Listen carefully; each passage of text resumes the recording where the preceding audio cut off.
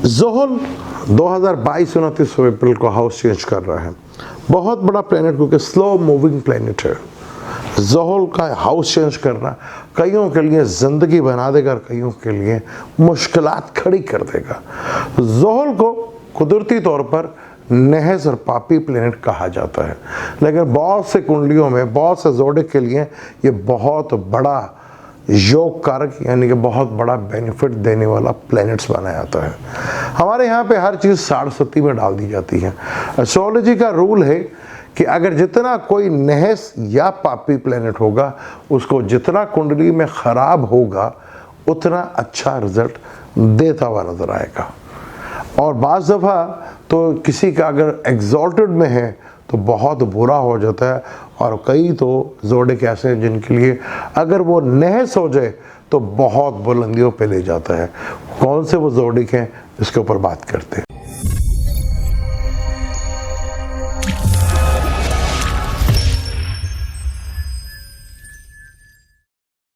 Welcome to Salim समी channel. मैं हूं आपका एस्ट्रोलॉजर सलीम समी।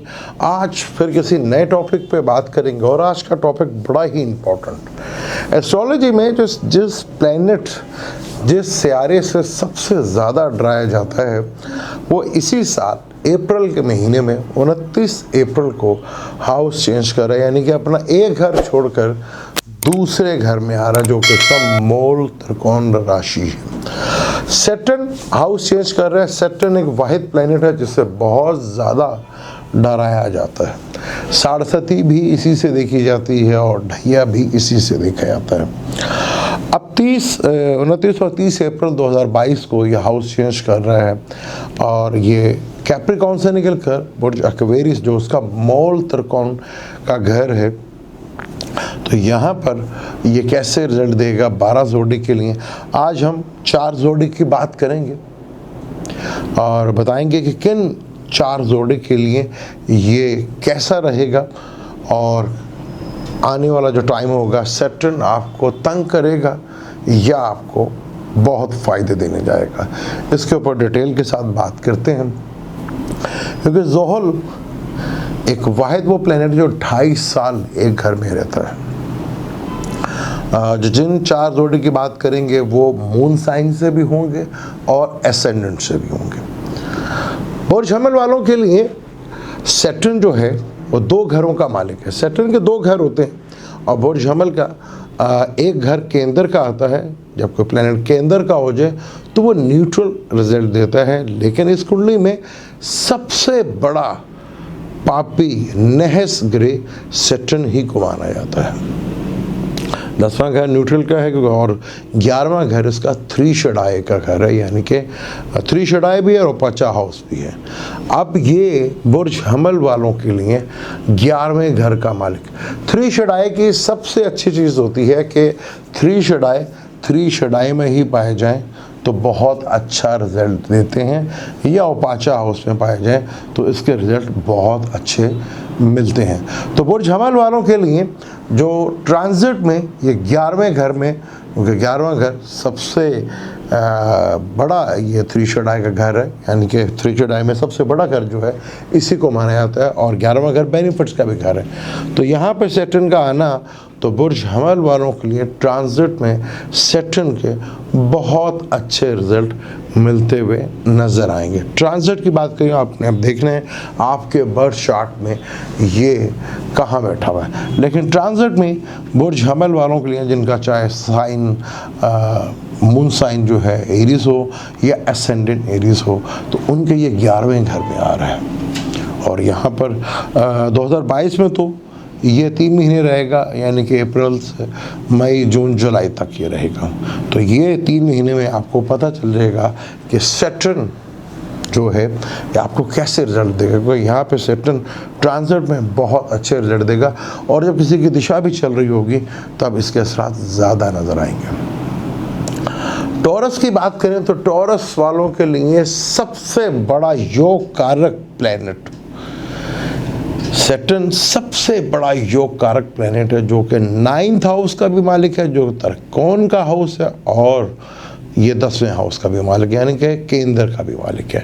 यानी 9th और 10th दोनों का मालिक सैटर्न ही है, और सैटर्न फिर दोबारा बड़े अच्छे घर में आ रहा है। यानी टॉरस वालों के लिए सबसे अच्छा प्लेनेट अगर कोई कुंडली में होता है तो वो सैटर्न ही माना जाता है। तो सैटर्न 10वें घर में आ रहा है। 10वां घर कैरियर से रिलेटेड होता है। 10वां घर जो है आपका कैरियर है, बिजनेस है, आपको बहुत स्टेटस है, आपका बहुत आपको यहाँ इसके बेनिफिट्स और फ़ायदे मिलते हैं। लेकिन बात शर्त एक है, जैसे बुर्ज हमल वालों के लिए अगर कोई बुरा प्लैनेट्स जो नहस प्लैनेट या पापी प्लैनेट होता है, वो जितना कुंडली में ख़राब रिजल्ट देता है उतना ही वो फ़ायदेमंद होता है। अगर यहाँ सैटर्न टॉरस में, ओके, सबसे बड़ा योग कारक है, और यहाँ टॉरस में अगर इसके ऊपर जो टॉरस के नहस और पापी ग्रह हैं उनकी नज़र पड़ गई और यहाँ ये पिट गया और यहाँ ये बुरा हो गया किसी भी चार्ट में, अब आपने देखना आपके चार्ट में क्या कंडीशंस है, तो ये सबसे बड़ा योग कारक प्लेनेट जो है यही आपकी लाइफ में सबसे अच्छा जो प्लेनेट है किसी भी नहस प्लेनेट, क्योंकि जुपिटर इस कुंडली में नहस माना जाता है क्योंकि वो 8वें घर का त्रिक स्थान का और 11वां घर जो 3 शडाई का घर है बुरा प्लेनेट माना जाता है।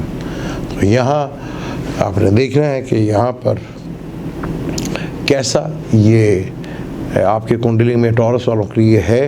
तो जैसा भी ये होगा, क्योंकि आपकी कुंडली में सबसे ज़्यादा पॉजिटिव प्लैनेट है, तो ये जितना अच्छा होगा, क्योंकि ज़रा सा भी जो आपकी कुंडली में सबसे अच्छा प्लैनेट होता है उसको ज़रा सा भी कोई नहस प्लैनेट देख लें तो उसके असरात में कमी आ जाती है।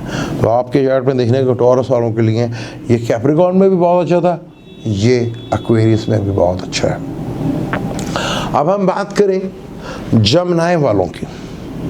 जमनाई वालों के ये 8वें घर का और 9th का मालिक है, तो यहाँ ये रिज़ल्ट बहुत अच्छे देगा, क्योंकि 8वें घर पे जैसे मून साइन से जिनका जमनाई था और वहाँ पे सैटर्न 8वें घर में बैठा था जो कि ढहिए के असरात भरपूर देता है, लेकिन यहाँ से बैठकर भी उसे दूसरे घर को देखा जो फाइनेंशियली मैटर्स के लिए बहुत अच्छा होता है।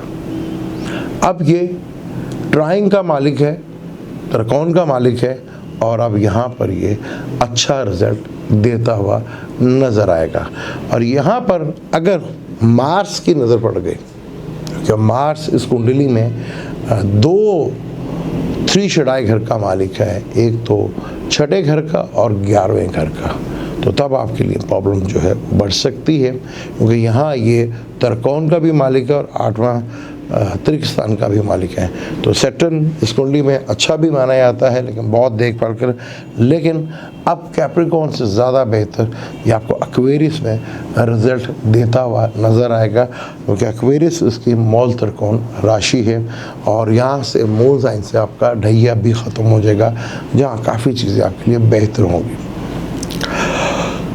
अब हम कैंसर की बात करते हैं। कैंसर का ये 7वें और 8वें घर का मालिक था। 7वां घर न्यूट्रल घर होता है, 8वां घर त्रिक स्थान का घर होता है। जिनका मून साइन भी कैंसर का ही है, उनके लिए बहुत आगे टफ टाइम और टेंशन और डिप्रेशन का टाइम आने वाला है, क्योंकि सैटर्न यहाँ पर 8वें घर में जाएगा और जो कि त्रिक स्थान है, तो यहाँ ये काफ़ी हद तक जो है आपको प्रॉब्लम जो है कर सकता है। यहाँ केंद्र में बैठा हुआ था तो ये न्यूट्रल था, लेकिन एक चीज़ है 8वें घर में बैठकर ये खाना माल को देखेगा, तो खाना माल से चीज़ें थोड़ी बेहतर ज़रूर है, लेकिन टेंशन और डिप्रेशन भी आएगी। यहाँ आपको कैंसर वालों को डिले, चीज़ों में डिले होगी और कामों में रुकावट होगी और चीज़ें काफ़ी हद तक डिस्टर्ब होती हुई नज़र आएंगी। डिले की वजह से आप काफ़ी हद तक जो है टेंशन और डिप्रेशन, और 10वीं नज़र ताले के ऊपर होगी।